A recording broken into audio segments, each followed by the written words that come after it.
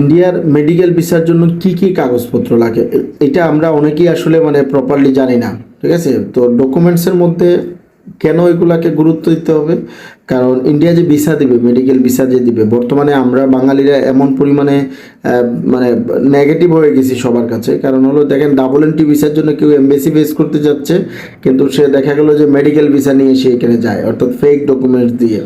তো এই ডকুমেন্টসগুলো এখন অথেন্টিক না হলে ভিসা মিলবে না। তো অথেন্টিক ডকুমেন্টসের মধ্যে কি কি লাগবে? প্রথমত আপনি যে ডাক্তার দেখাবেন, অর্থাৎ তাহলে তো আপনার নিশ্চয়ই কোনো না কোনো সমস্যা আছে, সেই সমস্যার প্রমাণপত্র লাগবে। অর্থাৎ আপনি তো নিশ্চয়ই প্রথমবারেই তো আপনি ইন্ডিয়া চলে যাবেন না। প্রথমে আপনি, প্রত্যেকটা মানুষ তো তার দেশে প্রথমে চেষ্টা করে। সো সেই প্রথমে দেশে চেষ্টা যে করলেন, সেই চেষ্টা করার জন্য যে যে জায়গায় আপনি গেলেন, যে যে ডাক্তারের কাছে গেলেন, সেই ডাক্তারের প্রমাণপত্রগুলো লাগবে। অর্থাৎ যে প্রেসক্রিপশন যেগুলো আছে, প্রেসক্রিপশন লাগবে। তারপরে মেডিকেল টেস্ট, বিভিন্ন রিপোর্ট তো ডেফিনেটলি করাবে। তার ওই রিপোর্টের প্রেক্ষিতেই তো আপনার কাছে মনে হয়েছে যে আমি ইন্ডিয়াতে গিয়ে ভালো চিকিৎসা করতে পারবো, এই রোগে এইখানে আমার এইখানে ভালো চিকিৎসাটা হবে না, বা সাশ্রয় আমার এখানে হবে না।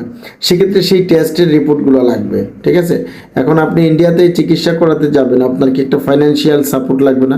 আপনার সেই টাকা পয়সার প্রমাণপত্র স্বরূপ একটা ডকুমেন্টস কিন্তু শো করতে হয়, যেটাকে আমরা ব্যাংক স্টেটমেন্ট বলি। তারপরে অবশ্যই আপনার একটা পাসপোর্ট থাকতে হবে, যেটাতে 6 মাস, মিনিমাম 6 মাস মেয়াদ থাকতে হবে, কারণ ওইখানে গেলে আপনার বেশি সময় তো লাগতে পারে। এখন যদি আপনার রোগী ক্রিটিক্যাল হয়, অসুখ যদি বেশি মনে হয়, রিপোর্টে আপনি দেখালো, রিপোর্ট দেখালেন আপনার খুব মারাত্মক বাজে অবস্থা, আপনি চলতে পারতেছেন না, কিন্তু আপনি চলে গেলেন একা, আপনার সাথে কোনো অ্যাটেন্ডেন্স নিলেন না, তাহলে সেক্ষেত্রে কিন্তু ওই ভিসাটা আপনি পাবেন না। কারণ একটা গুরুতর অসুস্থ রোগী তো একা একা চিকিৎসা করতে যেতে পারবে না।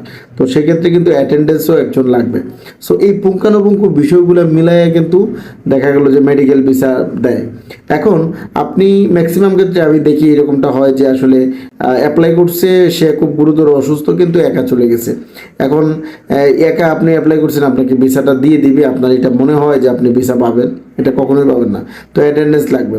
সো এই প্রপার গাইডলাইন ছাড়া আপনি চিকিৎসার জন্য যাচ্ছেন, আসলে এই ভিসা করতে করতে আপনি আরও অসুস্থ হয়ে যাবেন।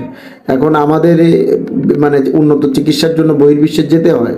আমাদের এখানে যে আমাদের দেশে একদম পরিপূর্ণ সব কিছু হয়ে গেছে, বিষয়টা এরকম না। যতক্ষণ পর্যন্ত না হবে আমরা বহির্বিশ্বে চিকিৎসার জন্য যাব। সো মেডিকেল ভিসাটাকে আমরা নিখুঁতভাবে দেওয়ার চেষ্টা করবো, এখানে যেন আসলে কোনো ফেকের আশ্রয় না হয়। সো এই বিষয়গুলো যদি পুঙ্খানুপুঙ্খ জানতে চান, তাহলে অবশ্যই যোগাযোগ করতে পারেন।